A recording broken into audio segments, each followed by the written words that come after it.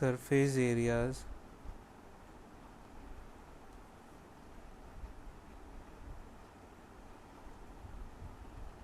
and volume.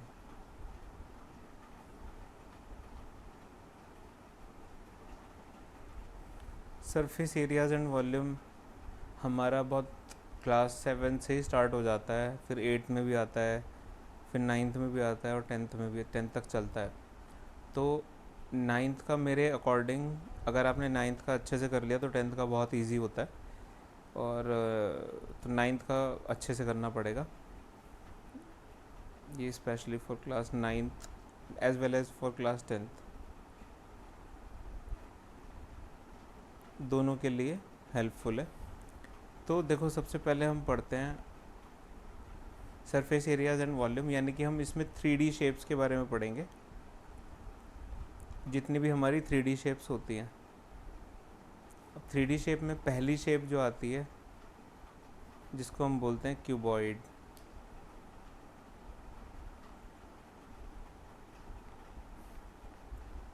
Cuboid हमारा कुछ इस तरीके का होता है।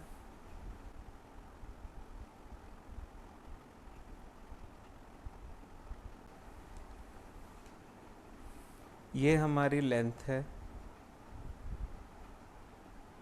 ये हमारी ब्रेड्थ है या विड्थ बोल सकते हैं। देखो, लेंथ और ब्रेड्थ में किसी को भी लेंथ मान सकते हैं, किसी को भी ब्रेड्थ मान सकते हैं।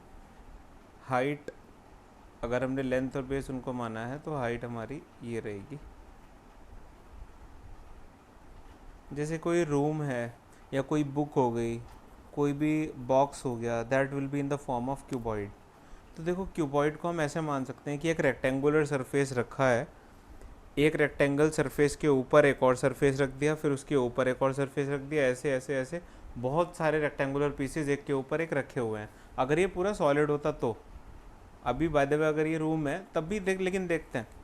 अगर इसके मैं वॉल्यूम की बात करूं, तो वॉल्यूम का मतलब है कि कितनी ये स्पेस ऑक्यूपाई कर रहा है या क्या इसकी कैपेसिटी है। तो जब भी कभी ऐसा होता है तो उसको बोलते हैं वॉल्यूम। तो वॉल्यूम मीन्स कैपेसिटी, जो ये कंटेन कर रहा है। मतलब अगर ये ओपन बॉक्स है तो इसके अंदर कितना वाटर आ जाएगा, या कितनी एयर आ जाएगी, या कितने और छोटे छोटे बॉक्सेस आ जाएंगे, ऐसी चीज़ें। तो इसका वॉल्यूम होता है, देखो, length into breadth is the area of base. कभी भी किसी भी चीज़ का वॉल्यूम मैं यहाँ पे लिख देता हूँ। वॉल्यूम हमेशा क्या होता है, हर चीज़ का वॉल्यूम होता है एरिया ऑफ बेस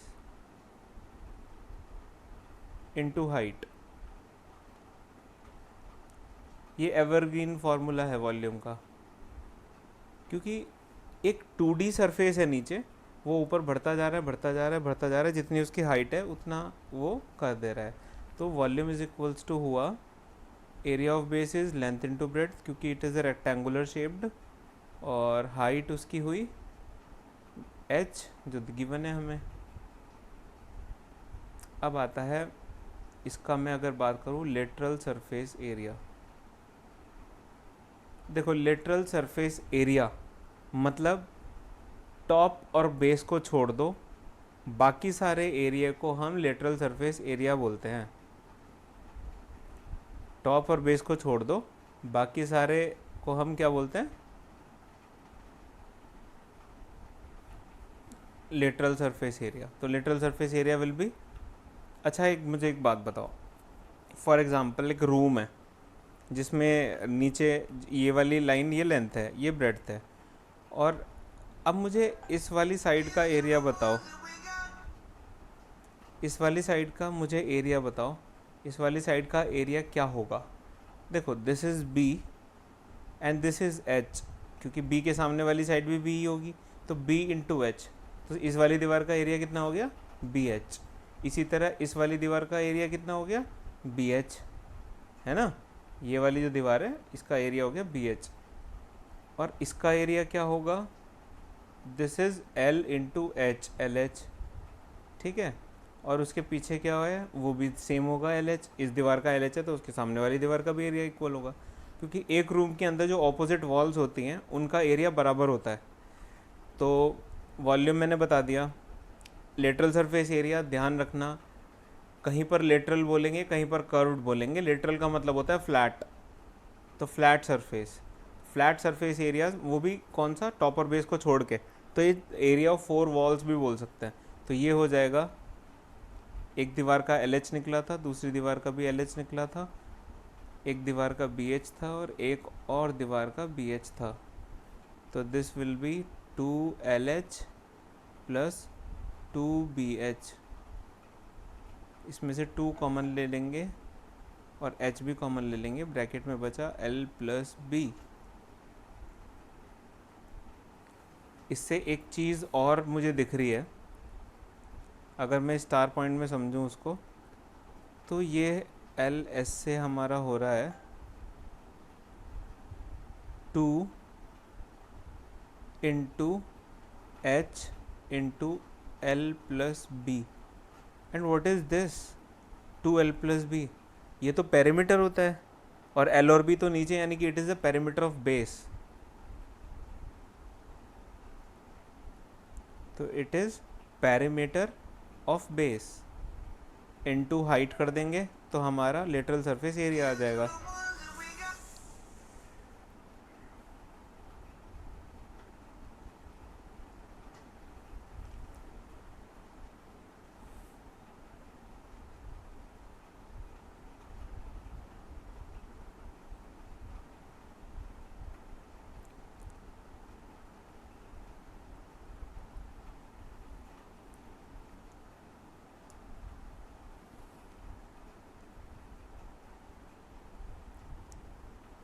नंबर अब आता है टोटल सरफेस एरिया।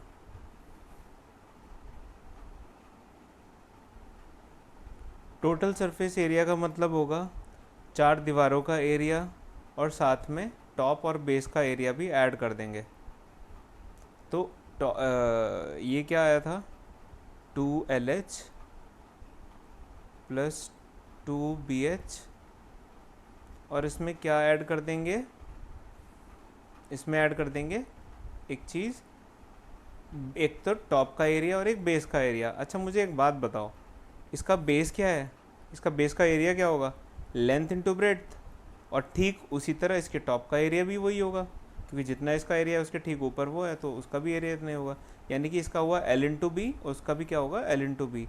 तो this will be 2LB। 2LB plus, अब इसमें से मैं 2 कॉमन ले लेता हूँ, तो LB plus BH plus HL। Actually ऐसा सब मैंने लिख आगे पीछे कर दिया, एक्चुअली फार्मूला देखने में अच्छा लग रहा है कि L के बाद B आ रहा है, फिर B के साथ H है, फिर H के साथ फिर L है।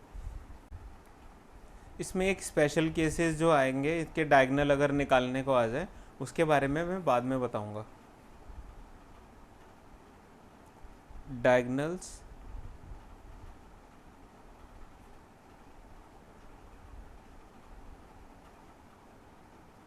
we will study in the end।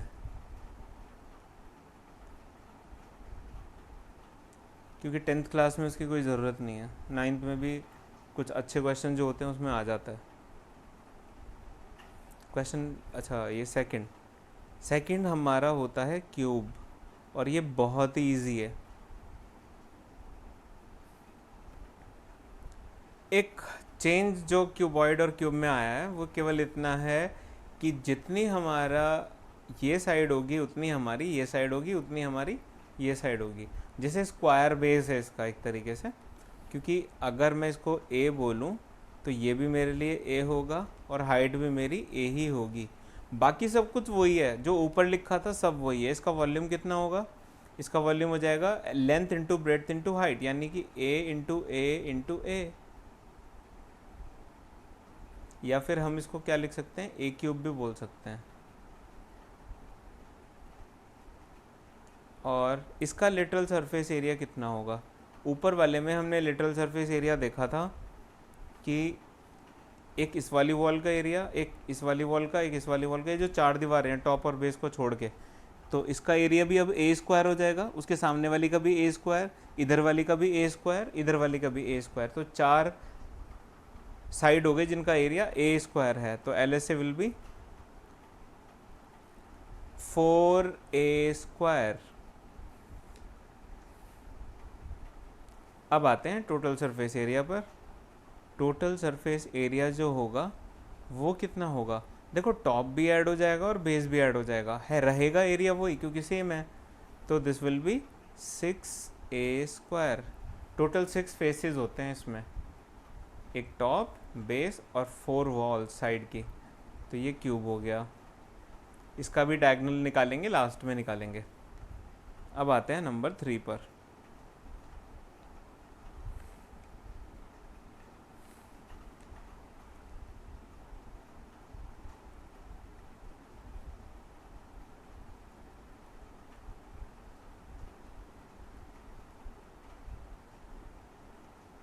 हमारा सिलेंडर है जिसका टॉप अगर आप देखें या फिर बेस अगर देखें तो वो एक सर्कल है।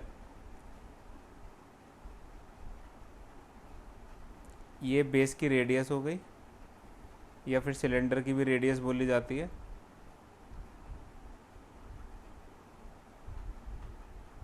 ये सिलेंडर की हाइट बताएगा।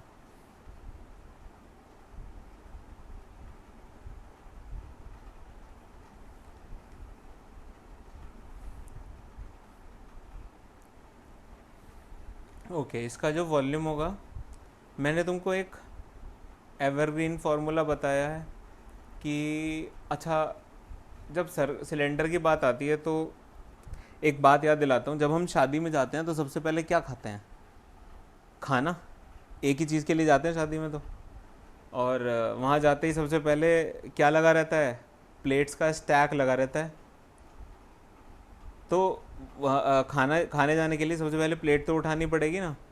तो एक प्लेट के ऊपर एक प्लेट के ऊपर एक प्लेट ऐसे करके काफ़ी सारी प्लेट्स रखी हुई है। यहाँ सिलेंडर उसी से वही एक तरीके से उसी को सिलेंडर मानो, because that is in the shape of cylinders. Cylinder को अच्छे से पढ़ने के लिए तुम इसको समझ सकते हो कि वो वाली शेप ये याद रहेगी। एक प्लेट का एरिया कितना होता है, क्योंकि वो एक सर्कुलर अगर वो प्लेट है तो उसका एरिया कितना होगा, πr²। और ऐसी कितनी प्लेट्स रखी हैं, 1 2 3 4 5 6 एच प्लेट रखी हैं। तो अगर एच प्लेट्स रखी हैं तो उसका एरिया कितना होगा, πr² इंटू एच।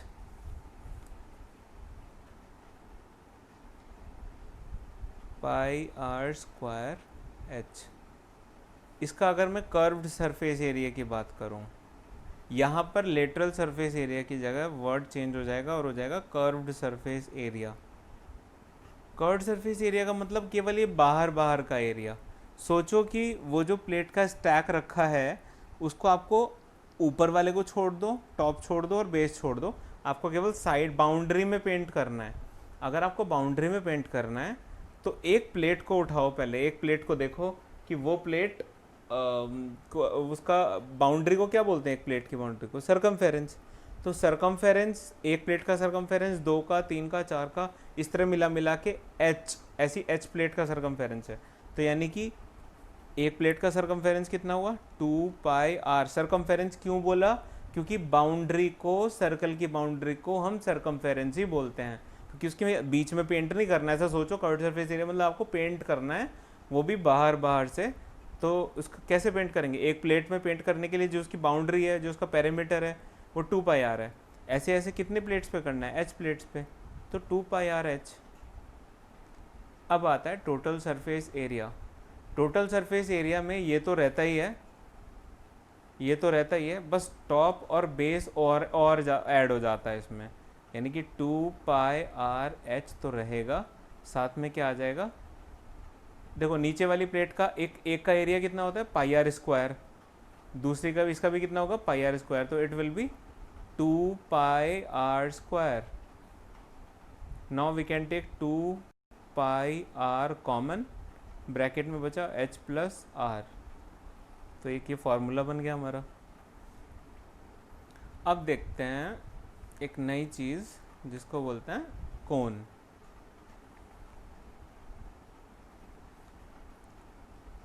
नाइन्थ में ये एडिशन है ना, 8th में शायद कोन नहीं होता, 9th में हम पढ़ते हैं कोन के बारे में।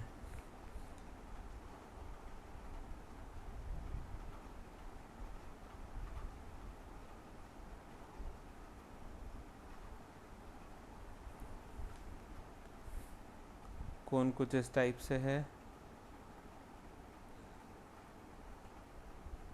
जैसे बर्थडे कैप होती है,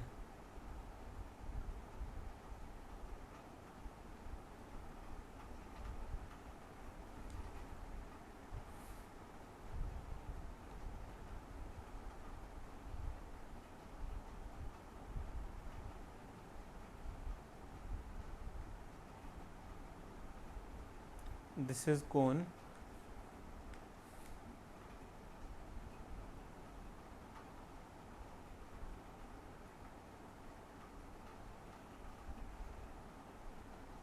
ये इसकी रेडियस है, से इसको आर बोल दिया, ये एच है height of cone, and this side is called slant height, तो ये एल हो जाएगी।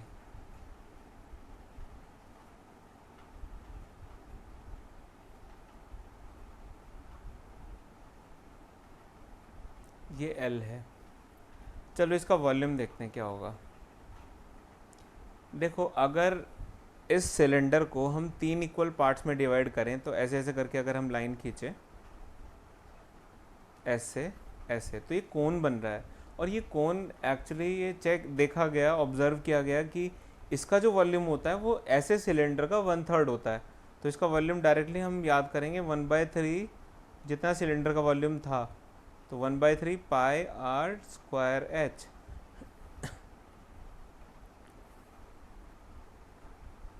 एक होता है इसका कर्व्ड सरफेस एरिया। इसका कर्व्ड सरफेस एरिया क्या होता है, ये थोड़ा सा डिफरेंट है। This is pi R L. अब ये एल कहाँ से आएगा, अब नहीं दिया हुआ, तो कैसे निकालेंगे एल? तो लिखते हैं where L is equals to, देखो ध्यान से, ये क्या है, राइट ट्रायंगल है। तो यहाँ पे एल स्क्वायर कितना होगा, H square plus R square, hypotenuse का square is equals to perpendicular का स्क्वायर प्लस बेस का स्क्वायर बाय पाइथागोरस थ्योरम।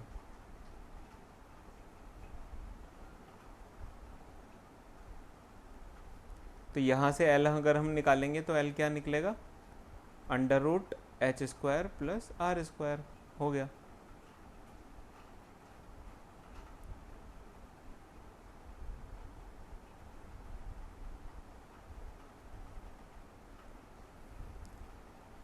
तो ये होता है।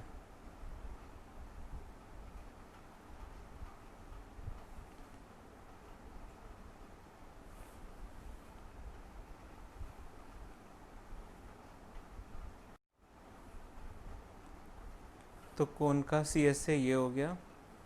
अब देखते हैं कोन का टी एस से क्या होगा।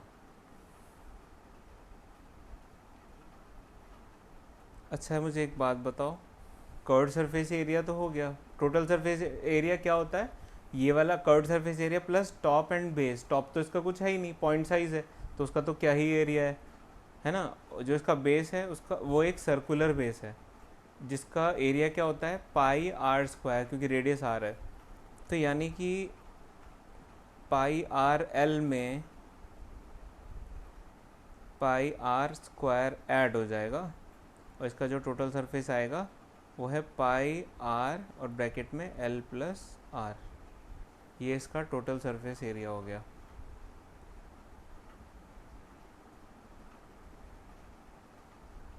नेक्स्ट हमारे पास जो आता है वो है स्फेयर।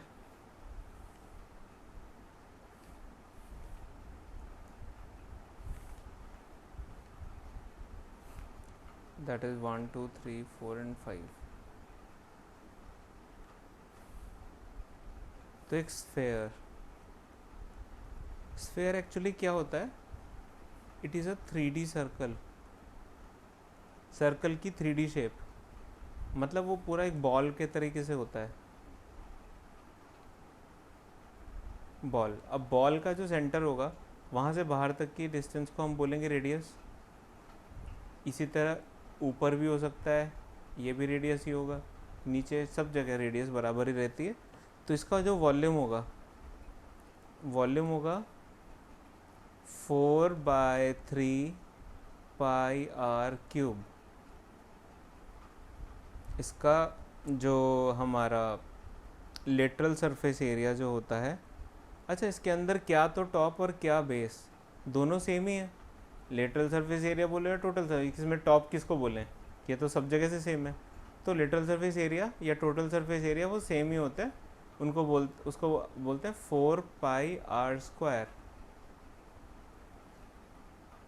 Number 6, hemisphere.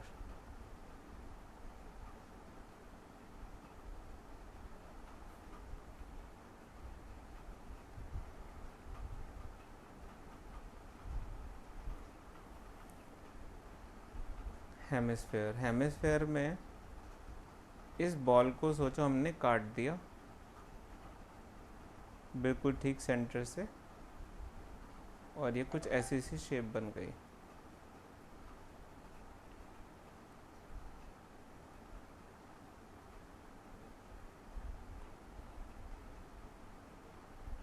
यहाँ से लेकर यहाँ की डिस्टेंस को बोलेंगे r।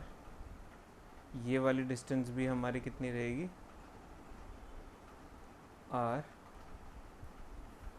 इसका मुझे वॉल्यूम बताओ, उसका आधा हो जाएगा कि नहीं हो जाएगा, जितनी बॉल थी अब आधी रह गई, तो दिस इज 4/3 पाई r³ है ना। अगर आप एक छोटा सा बाउल है तो उसकी शेप भी ऐसी, वो भी हेमिस्फेरिकल शेप का ही होता है, तो इसका वॉल्यूम भी इतना ही होता है। अगर ये सोचो, अगर मैं इसका कर्व सरफेस एरिया निकालना चाहूँ तो कर्व सरफेस एरिया उसका आधा हो जाएगा ऊपर वाले का, वो 4 पाई r² था, ये कितना हो जाएगा, ये हो जाएगा उसका just half, that will B 2 pi r²। अच्छा सोचो, अगर ये सॉलिड होता, पूरा सॉलिड होता, तो फिर उसमें टीएस से क्या होता, यानी कि ऊपर से भी ढका हुआ है इस बार, ये ऐसे ऐसे करके ये भी ढका हुआ है। तो अगर पेंट करने के लिए बोला जाए तो कर्व सरफेस एरिया पे भी पेंट होगा और ये सर्कल पे भी पेंट होगा, तो total surface area will be 2 pi r² plus 1 pi r², यानी कि 3 पाई r²। ये हमारा टोटल सरफेस एरिया हुआ हेमिस्फेयर का। और इसी के साथ हमारे काफ़ी सारी, मतलब मेन चीज़ें तो सारी ख़त्म हो गई, लेकिन जब हम क्वेश्चंस को सॉल्व करेंगे तो कुछ चीज़ें हमें समझनी चाहिए। जैसे कि ये था सिलेंडर, अगर ये सिलेंडर थोड़ा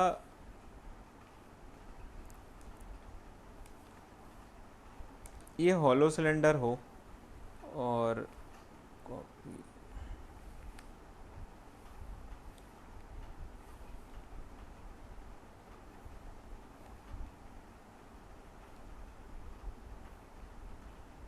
हॉलो सिलेंडर का मतलब है जैसे लाइक पेन विदाउट रिफिल, अगर पेन के अंदर रिफिल ना हो तो वो जो खाली बाउंड्री बाउंड्री बचेगी और उसके बीच में तो एयर है। तो अगर आप मटेरियल का देखते हैं क्या क्या चीज़ें निकाल सकते हैं उसमें,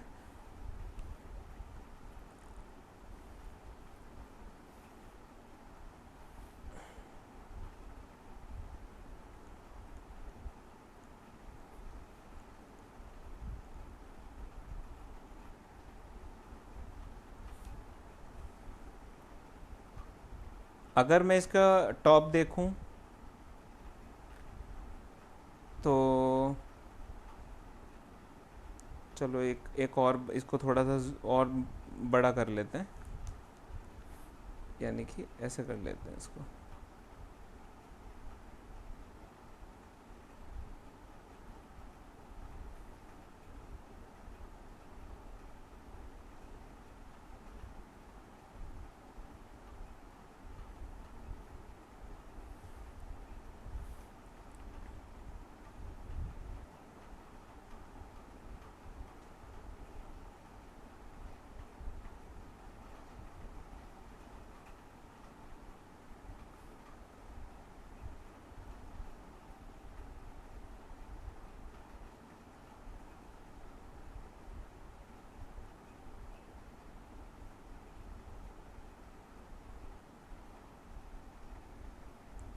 तो अगर मैं इसको टॉप से देखूं तो ये क्या होगा, किस शेप का होगा?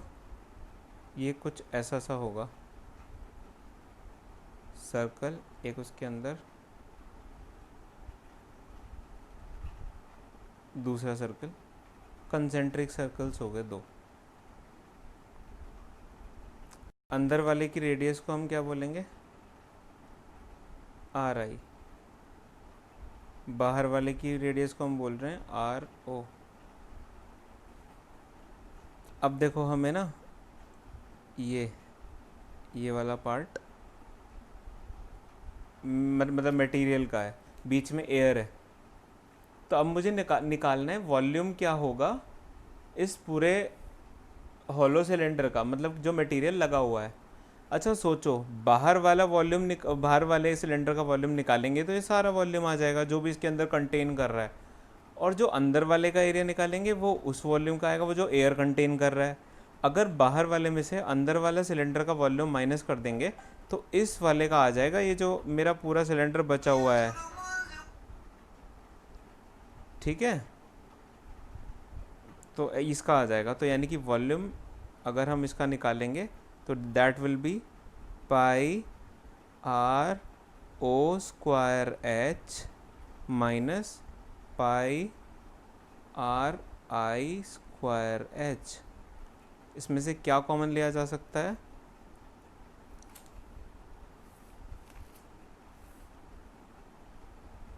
पाई और एच कॉमन लिया जा सकता है, ब्रैकेट में बचा आर ओ का स्क्वायर माइनस आर आई का स्क्वायर। एंड आप इसको एक दूसरे तरीके से भी देख सकते हो, ये ए स्क्वायर माइनस बी स्क्वायर की आइडेंटिटी लग गई। तो अगर आपकी डिजिट्स थोड़ी बड़ी बड़ी हैं, आप उसको स्क्वायर नहीं निकाल पा रहे हो, तो इसको इस तरह लिख लो, pi H R O minus R I और आर ओ प्लस आर आई।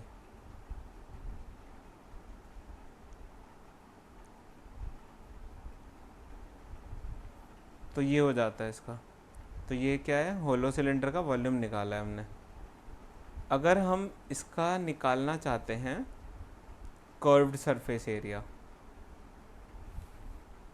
क्या? Curved surface area. अच्छा मुझे एक बात बताओ,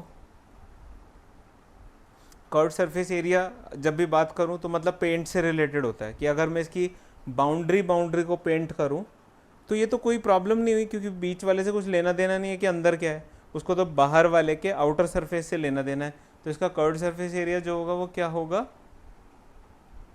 जो सिलेंडर का होता है वही 2 पाई। अब रेडियस कौन सी लेंगे? रेडियस लेंगे बाहर वाले की, तो 2 पाई आर ओ एच। 2 पाई आर एच होता है ना, तो रेडियस आउटर वाले के लिए लेंगे हम। अब आता है एक बहुत इंपॉर्टेंट चीज जिसको बोलते हैं टोटल सरफेस एरिया। देखो टोटल सरफेस एरिया में मैंने तुम्हें अभी बताया, एक तो सिलेंडर तो है ही, साथ साथ में एक ये दो सर्कल, अगर मैं उसका टॉप देखूं तो ये कुछ ऐसा है।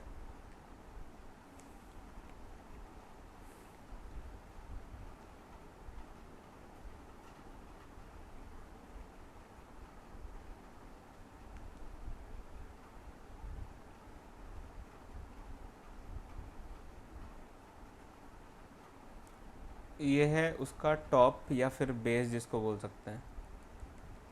और इसके अंदर मतलब अब हमें चाहिए टोटल सरफेस एरिया। तो ध्यान करो, टोटल सरफेस एरिया क्या होता है? टोटल सरफेस एरिया का मतलब एक तो इसके बाउंड्री पे पेंट करना है और इसके टॉप और बेस पे भी पेंट करना है। तो टॉप तो ये है, केवल इतना बीच में थोड़ी पेंट करेंगे, तो हवा है। तो ये इसके रिंग पर, दिस इज अ रिंग, तो दिस इज अ रिंग। ऊपर भी एक रिंग है, इसी तरह नीचे भी एक रिंग है। अब इस रिंग का एरिया क्या होगा? क्योंकि कर्व्ड सरफेस एरिया भी ऐड होगा, टी एस से विल बी एक तो सी एस से plus area of top plus area of base. ये रिंग है ऊपर वाला, तो ये भी रिंग है। मैं तुमको समझाने के लिए लिख रहा हूँ, तुमको कहीं ऐसे प्रूव करने के लिए नहीं आएगा, but you can use it directly. तो ये हो गया सी एस से तो अभी हमने निकाला 2 पाई आर ओ एच। अब देखते हैं टॉप का बेस, टॉप का एरिया निकाल के देखते हैं। देखो यहाँ से लेके यहाँ तक तो है आर ओ, यहाँ से लेके यहाँ तक है आर आई, तो एरिया ऑफ रिंग क्या होगा? जो बाहर का एरिया है उसमें से अंदर का एरिया माइनस कर दो तो ये वाला एरिया आ जाएगा जो मैंने डॉटेड कर रखा है, तो ये हो जाएगा pi R O square minus pi R I square. तो पाई कॉमन लिया, ब्रैकेट में बचा आर ओ का स्क्वायर माइनस आर आई का स्क्वायर।